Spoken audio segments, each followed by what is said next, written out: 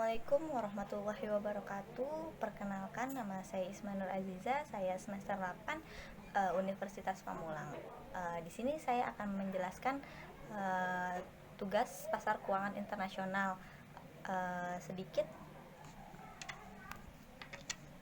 di sini saya akan menjelaskan sebelumnya apa sih pengertian pasar keuangan internasional. Pertama, pasar keuangan internasional yaitu pertemuan antara pembeli dan penjual yang subjeknya itu antar negara yang saling bersangkutan untuk memperdagangkan produk keuangan dalam berbagai cara, termasuk penggunaan bursa efek secara langsung antara penjual dan pembeli. Kalau di Indonesia, untuk kantor pusatnya itu ada di Sudirman, di IDX. Nah, selanjutnya ada globalisasi pasar keuangan. Globalisasi yang itu artinya perpaduan dari pasar keuangan di seluruh dunia ke dalam suatu pasar keuangan internasional. Karena globalisasi pasar keuangan adanya calon investor dan penerbit tidak hanya melakukan transaksi dalam ruang lingkup domestik yang terbatas. Faktor-faktor yang mendorong terciptanya integritas pasar keuangan adalah: pertama, deregulasi atau liberasi pasar dan aktivitas peserta pasar pada pusat keuangan. Kedua, ada kemajuan teknologi yang memungkinkan pengawasan pasar dunia, pelaksanaan pemasaran dan analisa peluang keuangan. Yang ketiga, ada peningkatan institusional pasar keuangan. Selanjutnya ada pengelompokan pasar modal. Pengelompokan pasar modal itu ada dua, yaitu pasar internal dan pasar eksternal. Pertama, di sini saya akan menjelaskan pasar internal ya. Pasar internal itu bisa disebut juga pasar nasional. Nah, pasar nasional itu dibedakan menjadi dua. Yang pertama ada pasar domestik, yang kedua ada pasar asing. Pasar domestik itu pasar di mana perusahaan-perusahaan penerbit sekuritas berdomisili di negara tersebut. Contohnya Amerika Serikat. Perusahaan tersebut pendiri sekuritas. Nah, sekuritasnya itu dari negara tersebut, jadi tidak bisa yang menjadi sekuritas itu misalnya negara Jepang. Lalu selanjutnya ada pasar asing. Pasar asing adalah pasar yang melakukan jual beli sekuritas dari perusahaan yang tidak berdomisili di negara tersebut. Jadi boleh siapa aja. Nah, sekuritas asing ini diatur oleh pihak yang berwenang di negara di mana sekuritas tersebut beredar. Nah, misalnya sekuritas yang diterbitkan di Amerika Serikat oleh perusahaan non Amerika Serikat harus mengikuti hukum sekuritas Amerika Serikat. Jadi harus mengikuti hukum yang ada di negara sekuritas tersebut. Nah, misalnya perusahaan non Jepang yang ingin menerbitkan saham di Jepang harus tunduk kepada peraturan yang dikeluarkan oleh Departemen Keuangan Jepang tersebut. Selanjutnya, pengelompokan pasar modal yang kedua adalah pasar eksternal. Pasar eksternal bisa disebut juga pasar internasional. Pasar internasional itu meliputi sekuritas dengan karakteristik sebagai berikut. Yang pertama, karakteristik tersebut adalah pada saat diterbitkan, sekuritas ini ditawarkan secara terus-menerus kepada investor di berbagai negara. Yang kedua, sekuritas tersebut dikeluarkan di luar yuridis suatu negara. Pasar eksternal umumnya disebut juga offshore market atau lebih populer dengan sebutan euro market. Nah, selanjutnya ada jenis-jenis pasar keuangan internasional. Yang pertama, saya akan menjelaskan pasar euro currency. Euro currency adalah pasar yang tujuannya untuk mempermudah transfer dana internasional, khususnya dana yang berjangka pendek. Dalam pasar tersebut, bank-bank komersial memakai perantara. Penerima deposito berjangka pendek dalam berbagai mata uang, kemudian dimanfaatkan dana ini untuk disalurkan ke kredit yang berjangka pendek juga. Biasanya transaksi ini tersebut ke dalam kategori perdagangan besar. Nah, dalam nilai transaksi yang besar, deposan dan peminjam utama dalam pasar ini adalah perusahaan besar dan lembaga pemerintah. Nah, volume transaksi euro currency dalam suatu area tertentu biasanya tergantung pada besar kecilnya tingkat bisnis internasional dalam area tersebut. Pasar euro currency secara luas termasuk bank-bank di Asia yang menerima depositan dan menyalurkan pinjaman mata uang asing terutama dolar. Jadi dolar itu menjadi mata uang asing yang utama. Selanjutnya, pasar euro currency di Asia itu sering disebut Asian market. Nah, konsentrasi khususnya di Hong Kong dan Singapura.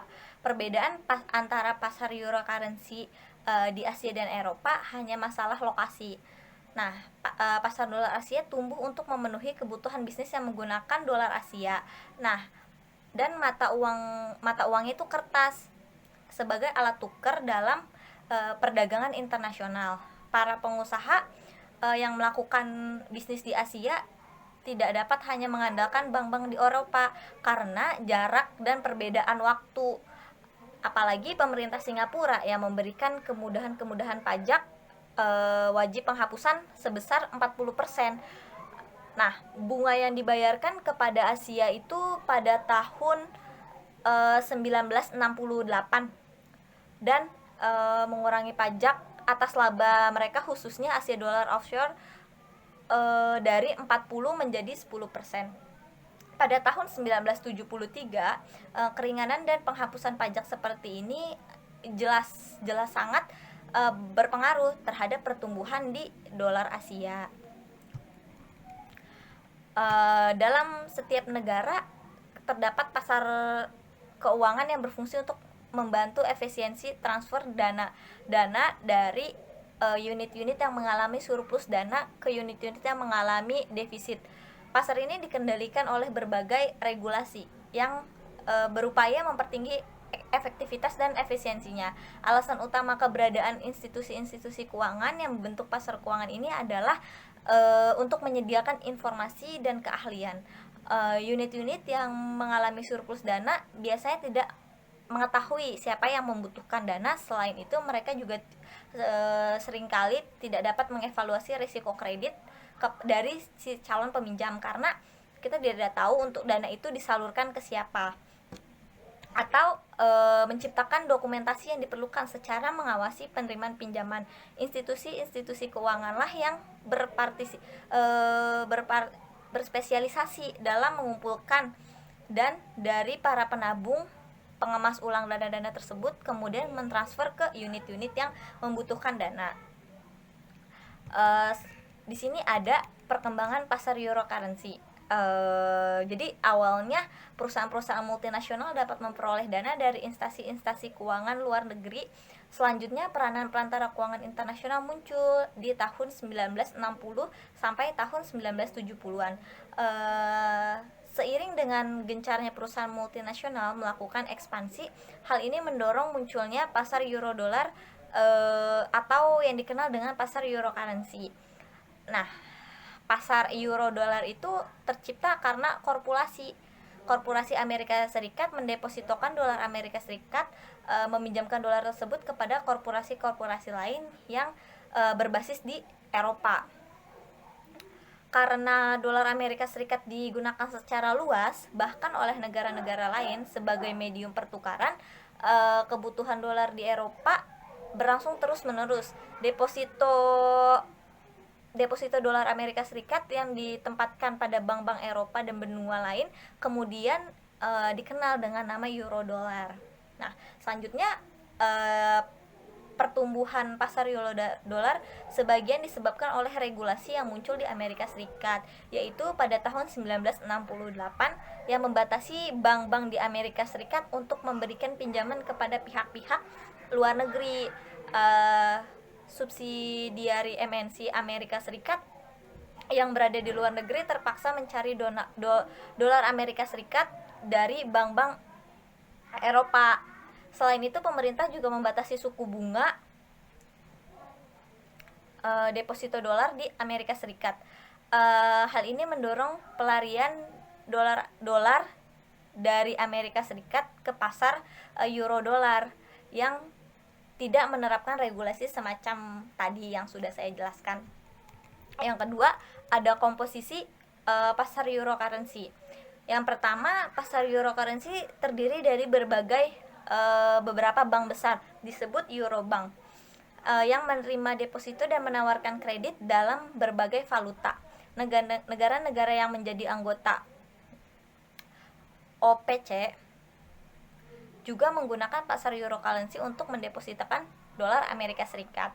Karena OPEC umumnya meminta bayaran minyak dalam dolar, deposito dolar dari negara-negara anggota OPEC tersebut kadang-kadang disebut juga dengan petrodolar.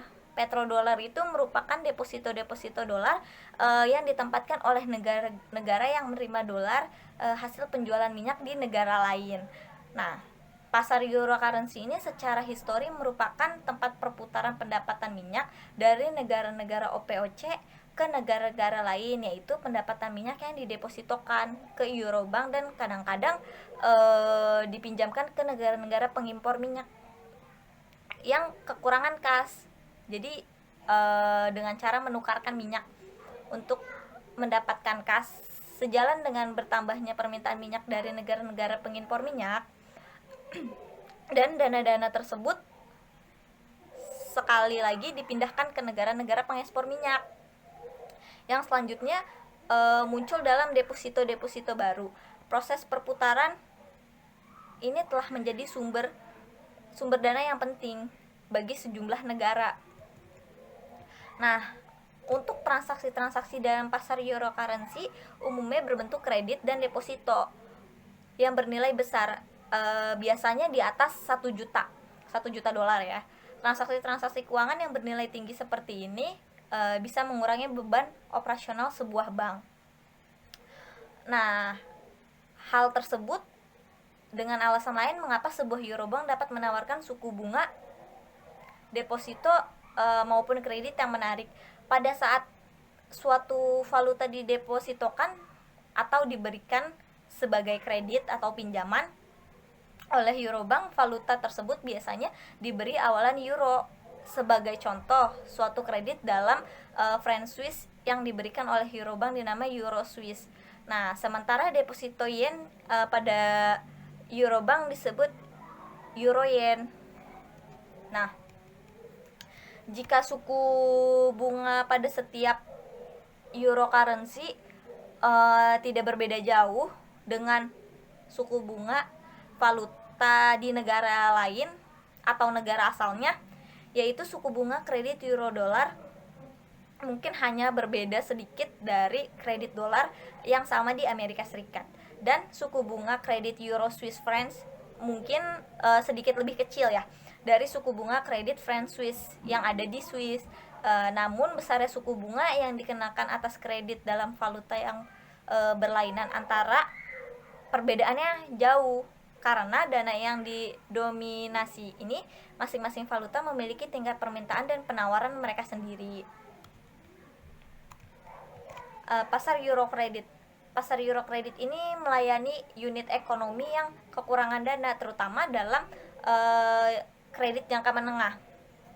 Syarat meminjam kredit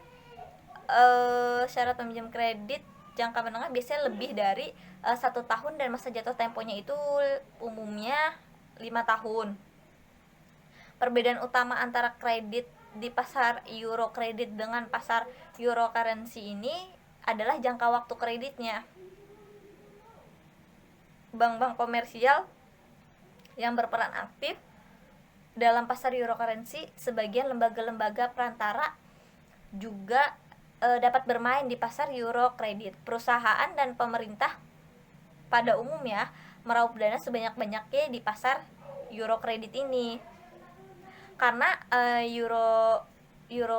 Eurobank menerima deposito dalam jangka pendek dan terkadang memberikan pinjaman dalam jangka waktu yang lebih panjang. Akibat sering-sering terjadi mismatch gitu antara kekayaan dan kewajiban, ini dapat memperburuk kinerja bank tersebut dalam periode suku bunga yang meningkat, karena mungkin telah meminjam euro kredit terhadap suku bunga deposito yang terus dibayar cenderung meningkat untuk menghadiri untuk lebih banyak Eurobank sekarang menggunakan suku bunga mengambang. Bila meminjam euro kredit, suku bunga mengambang ini sejalan dengan pergerakan suku bunga di beberapa pasar uang seperti LIBOR, yaitu suku bunga yang pada umumnya dikenakan bagi keamanan antara bank di Eropa. Sebagai contoh, suatu peminjam euro kredit bisa saja memiliki suku bunga yang disesuaikan setiap 6 bulan sekali dan dipotong harga LIBOR ditambah 1%. 1% ini adalah contoh merupakan premi yang dibayarkan atas LIBOR dan besar kecilnya tergantung pada risiko peminjam. Nah, yang ketiga ada pasar Eurobond. Eurobond ini merupakan pasar yang memudahkan transfer dalam jangka panjang dari pihak-pihak yang kelebihan dana kepada yang kekurangan dana. Jadi jelas perbedaan ketiga jenis pasar tadi ya. Nah, jika yang lain pasar Eurobond memiliki kekosongan penyediaan dan jangka yang panjang dan tidak dapat diberikan oleh ke pasar euro currency. Nah, selanjutnya beberapa bank komersial ini berpartisipasi di dalam pasar Eurobond ini dengan membeli obligasi sebagai investasi. Tugas utama bank ini melayani perusahaan besar dan pemerintah di dalam memasarkan obligasi. Biasanya bank-bank ini menetapkan Eurobond bersamaan lembaga investor seperti perusahaan asuransi, dana pensiun, atau bond mutual fund. Nah, munculnya pasar Eurobond ini salah satunya diakibatkan oleh pajak persamaan bunga yang ditetapkan oleh pemerintah Amerika Serikat. Pada tahun 1963, untuk mencegah investor Amerika Serikat membeli surat berharga di luar negeri, akibatnya peminjam-peminjam di luar Amerika Serikat ini yang tadinya menjual surat berharga kepada investor Amerika Serikat mulai menoleh ke pasar selain Amerika Serikat. Inilah awal menjamurnya pasar Eurobond.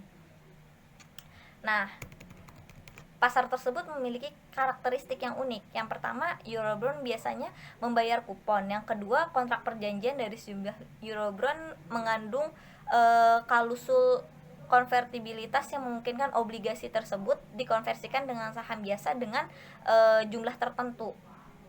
Eurobond umumnya memiliki sejumlah kecil jika ada profit proteksi yang memberikan keuntungan kepada penerbitnya. Contohnya adalah call provision. Call provision bahkan terkandung dalam Eurobond jangka waktu jatuh tempo pendek sejumlah Eurobond yang dinamakan floating rate notes atau FRN ya, memiliki provisi suku bunga variabel yang membuat suku bunga kupon berubah sepanjang waktu sesuai dengan pergerakan suku bunga pasar.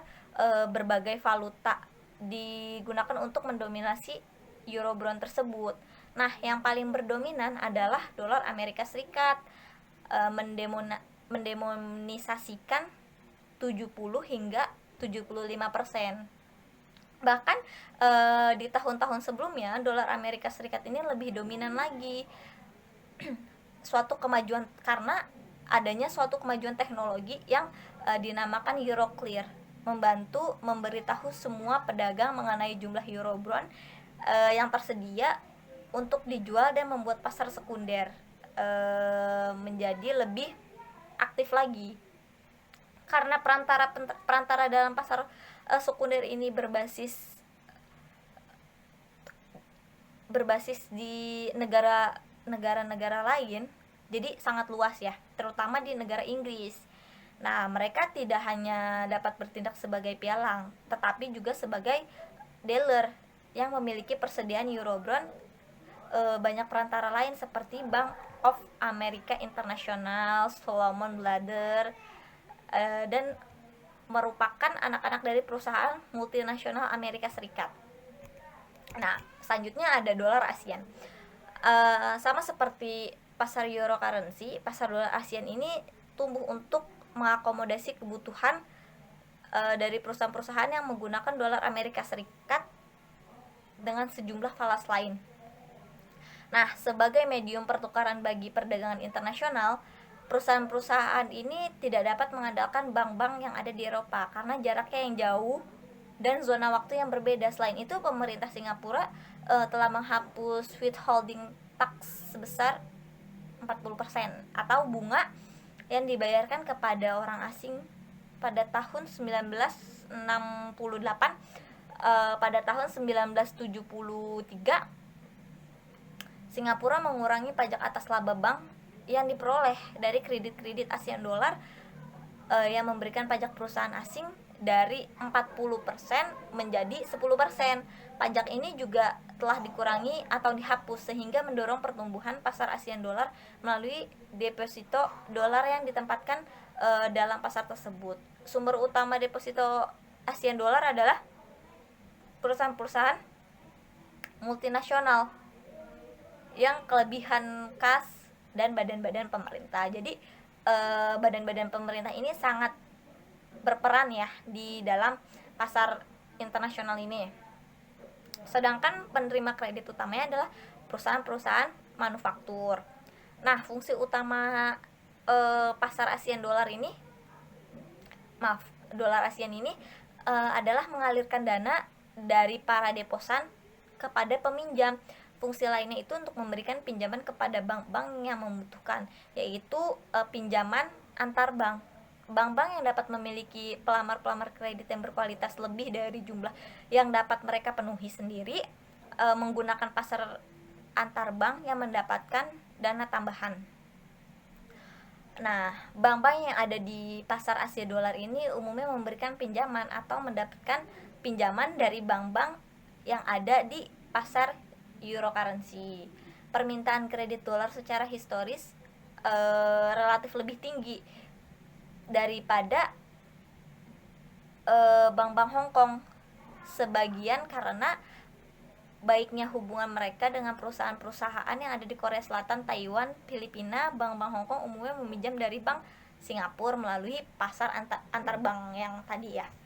Nah, manfaat dan kerugian potensinya bagi suatu negara yang memperbolehkan kehadirannya pasar euro currency ini adalah meningkatnya pengangguran dan pendapatan pajak. Di antaranya adalah bank-bank yang beroperasi dalam pasar cenderung menarik konsumen dan pasar perbankan lokal sehingga merugikan bank-bank lokal. Nah, selanjutnya ada pasar modal internasional. Pasar modal internasional ini melayani transfer bank dalam jangka yang panjang dalam wujud investasi equity. Nah, pertumbuhan yang mengesahkan dalam transaksi saham internasional sebagian besar diakibatkan oleh adanya international mutual funds ini. Yang terakhir ini selain memiliki lebih banyak informasi mengenai perusahaan-perusahaan asing, juga mempunyai akses yang lebih mudah ke pasar internasional dibandingkan dengan investor-investor individu. Nah, maka dari itu mereka dapat mengumpulkan dana dari investor individu untuk menciptakan suatu portofolio saham internasional. Nah, yang terakhir ini ada pasar currency swap, future, option, dan forward. Nah, transfer dana internasional dalam pasar keuangan internasional seringkali menempatkan para pelaku ekonomi dalam kondisi mudah menderita risiko valuta asing ya, risiko suku bunga ataupun risiko suku bunga. Nah, risiko-risiko tersebut dalam praktik dapat diminimalisir melalui pasar currency swap, future, option, dan forward. Para pelaku ekonomi menggunakan pasar-pasar ini untuk melakukan spekulasi dan berjaga-jaga. Bank-bank komersial dan perusahaan sekuritas merupakan perantara utama dalam pasar swap perusahaan sekuritas mengenai transaksi future dan option. Nah, peranan pasar modal dalam bisnis internasional. Pasar modal merupakan sarana pendanaan bagi perusahaan maupun institusi lainnya, misalnya lembaga pemerintahan, dan sebagai besar sarana bagi kegiatan berinvestasi. Dengan demikian ia memfasilitasi berbagai sarana dan prasarana kegiatan jual beli dan kegiatan terkait lainnya. Pasar modal memiliki peran penting bagi perekonomian negara karena memiliki dua fungsi. Yang pertama ada fungsi ekonomi, yang kedua ada fungsi keuangan. Nah, untuk fungsi dari keuangan ini yang pertama menyediakan fasilitas atau wahana yang mempertemukan dua kepentingan, yaitu pihak yang kelebihan dana dengan pihak yang kekurangan dana. Nah, yang kedua, memfasilitasi secara langsung bagi para pemilik modal guna berpartisipasi dalam meraih keuntungan untuk berinvestasi. Yang ketiga, memfasilitasi para pengusaha untuk perusahaan publik dalam mendapatkan tambahan modal untuk menstabilkan tingkat likuiditas perusahaan melalui penjualan efek saham melalui prosedur IPO atau efek utang, obligasi. Nah, memfasilitasi upaya berbagai perusahaan guna kemampuan keuangan perusahaan dalam jangka ekspansi usaha. Nah, untuk fungsi keuangan, sarana bagi pemilik untuk memperoleh imbalan dengan cara berinvestasi pada instrumen keuangan seperti saham, obligasi, reksadana. Nah, dengan demikian perusahaan atau masyarakat dapat menempatkan dana yang dimiliki sesuai dengan karakteristik keuntungan.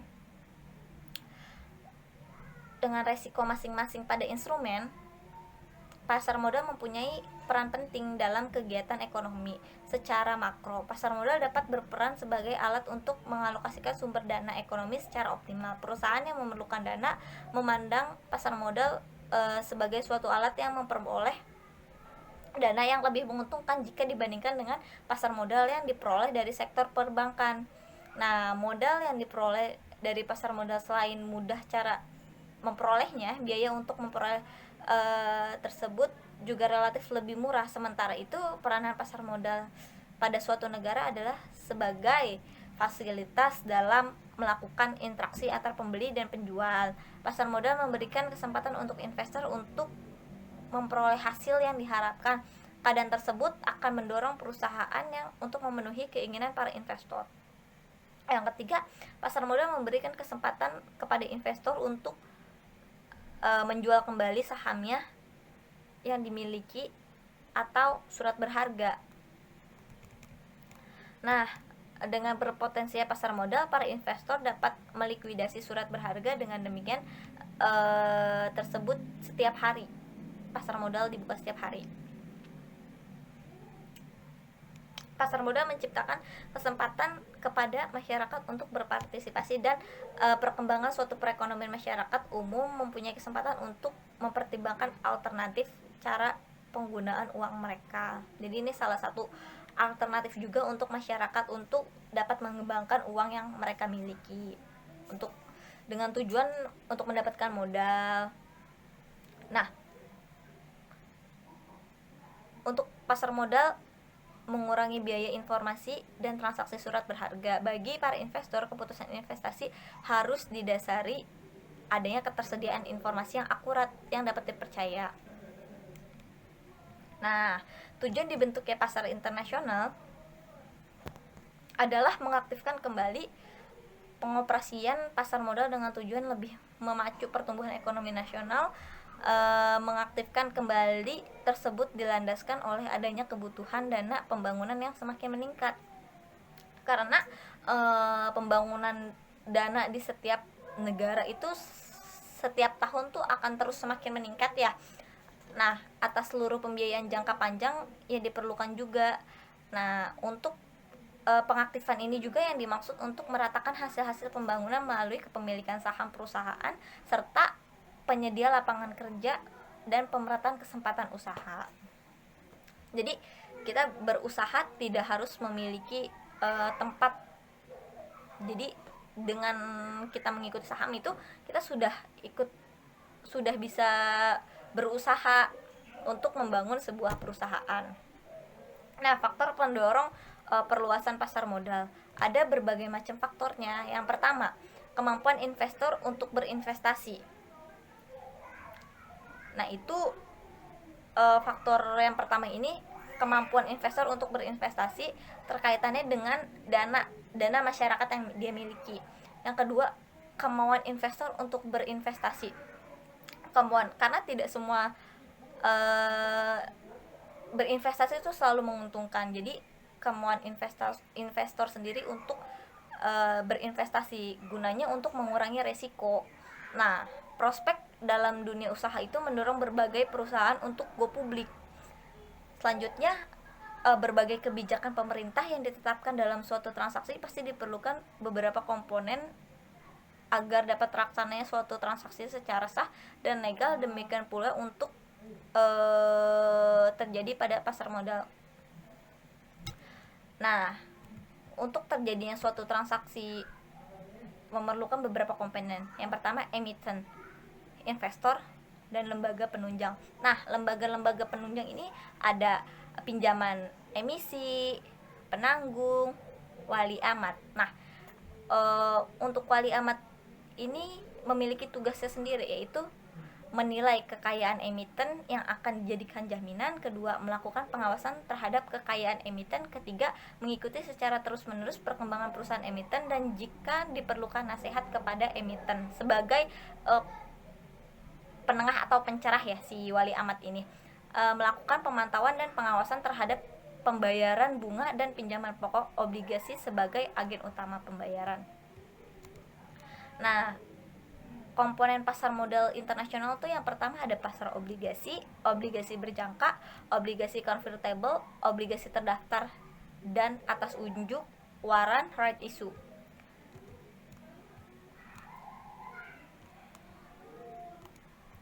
Kemudian ada pasar saham. Pasar saham sederhananya dapat didefinisikan sebagai tanda penyerahan atau kepemilikan seorang ataupun badan suatu perusahaan. Selanjutnya ada valuta asing. Valuta asing ini atau disingkat dengan falas ya, merupakan suatu jenis perdagangan atau interaksi ataupun transaksi yang memperdagangkan mata uang di suatu negara terhadap mata uang lainnya, yang melibatkan pasar-pasar utama di dunia selama 24 jam secara berkesinambungan. Nah, untuk valuta asing ini dia memiliki nilai tukar dua, yaitu nilai tukar langsung dan nilai tukar tidak langsung. Sekiranya cukup presentasi yang saya jabarkan tadi. Mohon maaf apabila ada kekurangan atau penyampaian kurang maksimal. Terima kasih.